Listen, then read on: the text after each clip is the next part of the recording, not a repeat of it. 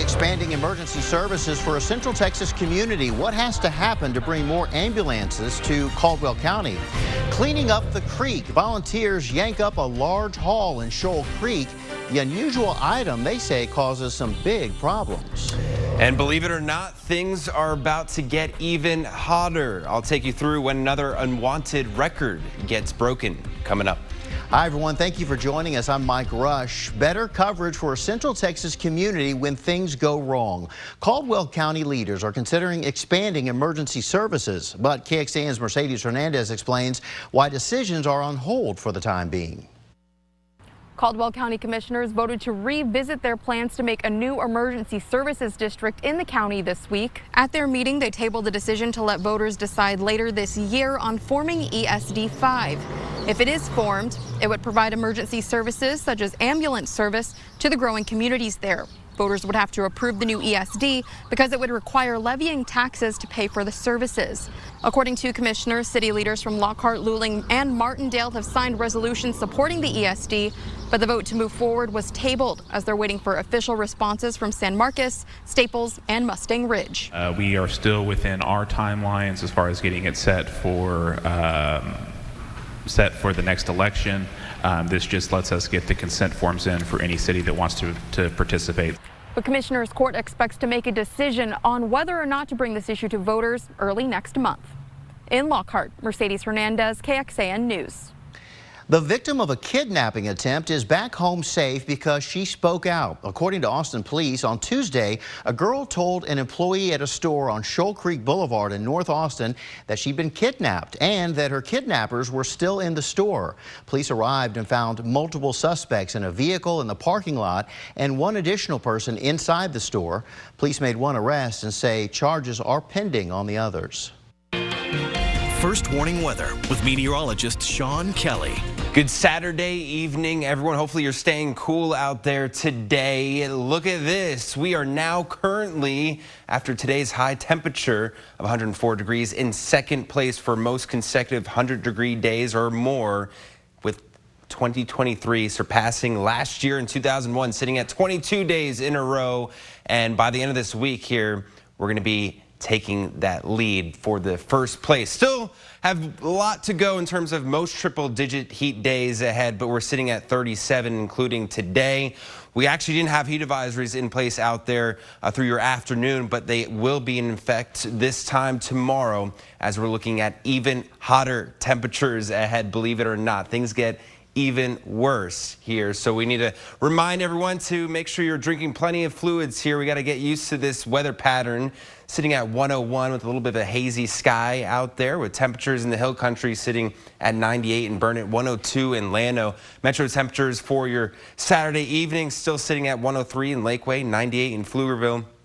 Further out towards the east, Elgin at 101, 101 in Bastrop. I know a lot of you will have evening plans out there. Temperatures do dip down here into the middle 90s through the next few hours as we see that humidity actually pretty tolerable for the most part here. Coming up in First Warning Weather, we'll talk about if there's any relief in sight and if we can maybe see some rain in the extended forecast coming up. All right, Sean, thank you, sir. We'll see you in a bit. Two competing sides gathered at the Cedar Park Library today as the power struggle continues over story times. A group called Citizens Defending Freedom held an event at the library to read books from a book club called Brave Books. The books are described as pro-God and pro-American with life lessons based on Christian values. An organizer says it's an alternative to events like Drag Queen Story Hours. Outside the library, another group gathered, Mothers for Democracy, Mothers Against Greg Abbott, advocates for, among other things, LGBTQ rights. We are just here to support books and support our librarians, and we don't want books banned, so we wanted to come out today to just show our support and show that most of the people in Cedar Park are not in that room, and we don't support them banning our books or anything of the sort. The system right now when it comes to schools and what they're offering at some of the libraries is just, it's really just negative, at least from what we see as Christians. You know, it goes against the Bible. Citizens Defending Freedom plans to hold 8 more Brave Books readings in Williamson County as part of a nationwide movement. Going in depth now, in 2019, nearly 300 people demonstrated outside the Leander Public Library to protest a drag queen storytime event. It was held in a rented library conference room, and the backlash eventually led to the city's vote to stop renting out rooms at the library to public groups, effectively ending drag queen storytime. A Central Texas radio station this weekend is trying to recoup money that it lost after someone gave them a fraudulent donation. Sun Radio hosted a radiothon at the Austin East Siders tap room. They said that when they were trying to reach their end-of-year financial goal in 2022, a single donor sent nearly $50,000, which ended up being stolen. Because of that, Sun Radio said their accounts had to be frozen for months during a crucial period when they usually receive most of their donations. This has made it hard for them to provide financial support to local Texas musicians, something they started doing during the COVID-19 pandemic. We really didn't set a goal. We just was like, let's see as much as we can get and see where that gets us, and hopefully we're to the point where we're able to help out. As of this evening, the station has received over $40,000 in donations. If you would like to donate, check out this story at KXAN.com.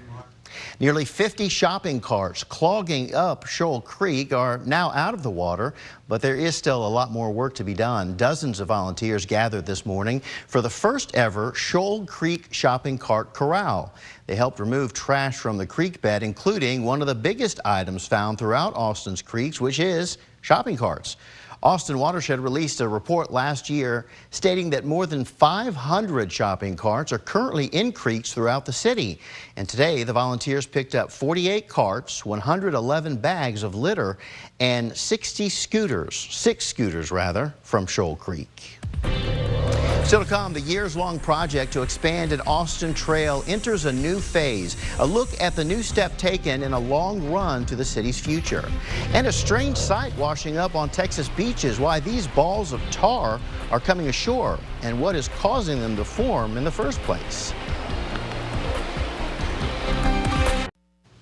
A new portion of the Violet Crown Trail is officially open as of this morning. Jayla Washington tells us more about a project that has been about a decade in the making and why its ultimate goal is so important. Definitely not a jogger. I can assure you this is 100% for show. But in all seriousness, you can see this trail already getting lots of use where we are right now. The new portion is about a mile long, stretching from Home Depot Boulevard here in South Austin all the way to William Cannon Drive, that's near Mopac. The City of Austin has been working on this expansion and its partnership with the Hill Country Conservancy since the early 2000s. This new addition is just one phase of a master plan. The trail now runs a total of 11 miles from Zilker Park to Slaughter Creek. The goal eventually is for it to extend all the way down into the Onion Creek area in Hays County.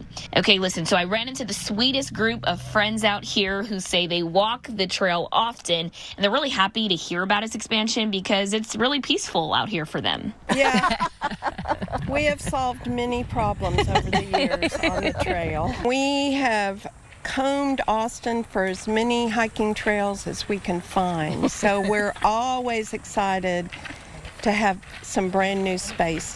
We're excited that so many people are here to celebrate it, and we want to call attention to the fact that you can be downtown in a thriving urban environment and 4 minutes later be deeply immersed in nature. It's all about connectivity, you know, allowing people to connect from one part of town to another. Really exciting stuff. Keep in mind, once this project is complete, it's going to be about 30 miles long. I'm reporting in South Austin, Jayla Washington, KXAN News.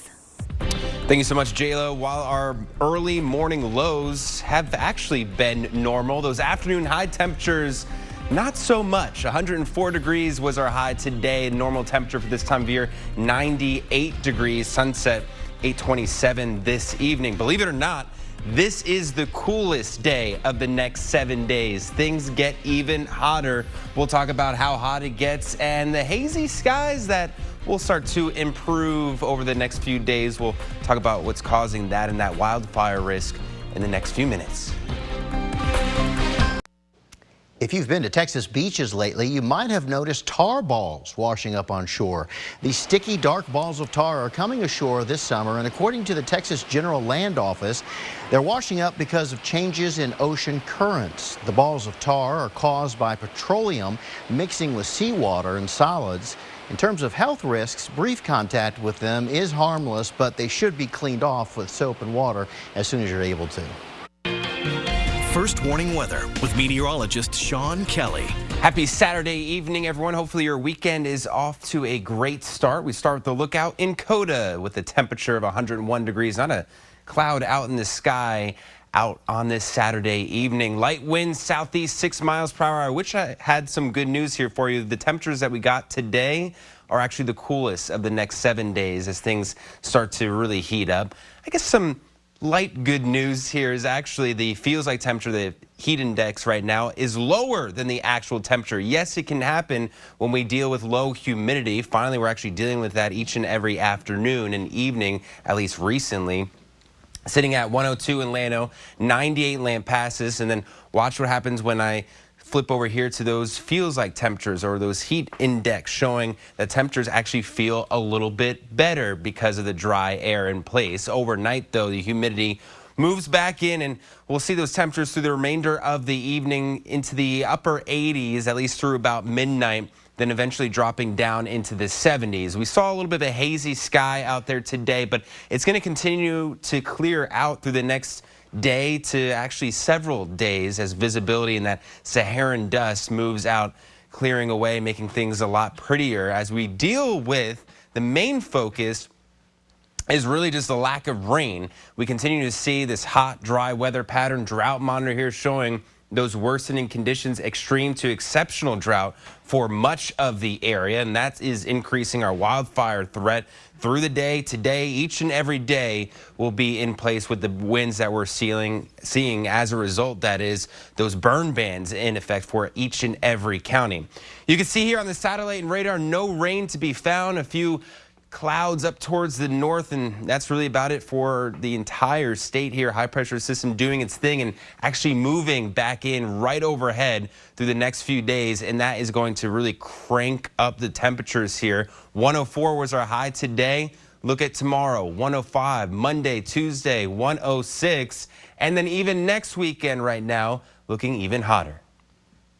This is KXAN Sports, brought to you by Thomas J. Henry. Austin FC hoping to stay alive in the midseason tournament known as the Leagues Cup. They're going to have to buckle down if they're going to stay afloat. We head out to Q2 Stadium where our resident Verde and Black expert Noah Gross is going to provide us some more insight into Austin FC's plans to hold on to their place in the tournament. Noah? Expert used incredibly loosely there, my friend, but appreciate it nonetheless. Yeah, it's a big night for Austin FC. They really struggled in CONCACAF Champions League, of course, using that V word, Violette, that nobody wants to talk about, losing to them tonight, trying to advance out of the group stage into the knockout stage against FC Juarez. So to kind of break things down for you here in Leagues Cup play, 3 teams in each group, all of the matches played here at Q2 Stadium. Austin FC lost to Mazatlan, really an ugly matchup last Friday night. FC Juarez and then Mazatlan played Tuesday night and Mazatlan won, so they are winners of the group. But 2 of the 3 teams advanced, so Austin FC knows what they have to do tonight, a win, and they are still moving on.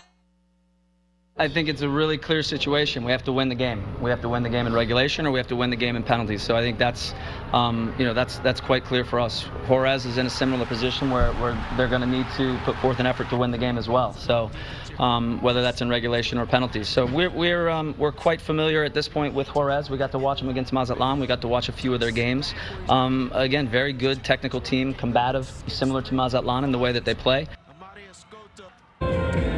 If Austin FC is to win, they will travel to LAFC to face that very good MLS team. And if you remember, for KXAN diehards, last week we told you about the Mazatlan mascot. Well, I looked it up earlier on FC Juarez's website, but it was translated to English. Now it's only in Spanish, so I can't really tell you anything about it, as my Spanish professors will tell you. But their mascot's name is Benny Bravo. That I was able to make out, so maybe we could do some more research later on, Jonathan. For now, we'll send it back to you.